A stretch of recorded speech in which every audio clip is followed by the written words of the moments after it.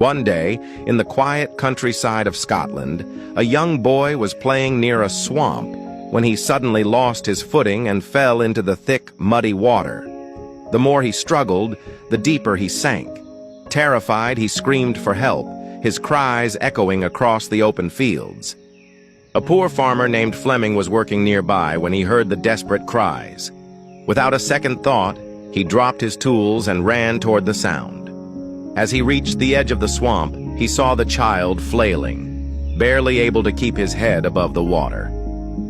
Thinking quickly, Fleming grabbed a long, sturdy branch, waded into the muddy ground, and stretched it toward the boy.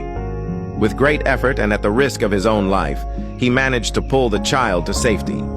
Exhausted but relieved, he helped the boy to his feet and sent him home. The next day, a luxurious car stopped in front of Fleming's modest hut. A wealthy man stepped out, approached the farmer, and said, "I am the father of the child you saved yesterday. I cannot thank you enough for saving my son's life. I know I can never truly repay you, but is there anything I can do for you?" The farmer, touched by the man's gratitude, replied, "I appreciate your kindness, but I cannot accept money for something I did out of humanity." At that moment, the farmer's young son appeared at the door of the hut. Seeing the boy and noticing the humble conditions in which the farmer lived, the wealthy man had an idea.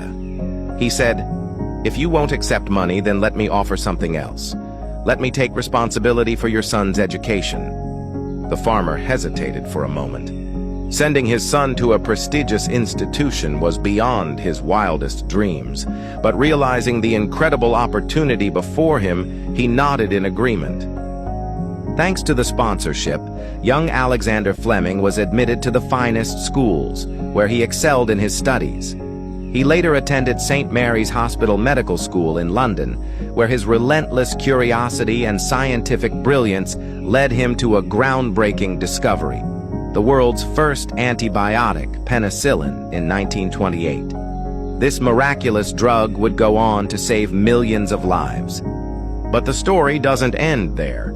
Years later, during World War II, the wealthy man's son fell seriously ill with pneumonia. His condition was critical, and his survival seemed uncertain. He was treated with penicillin, the very drug discovered by none other than Sir Alexander Fleming. That wealthy man's son was none other than Winston Churchill, who later became the Prime Minister of Britain twice. This story is a powerful reminder that kindness has a way of coming full circle. A selfless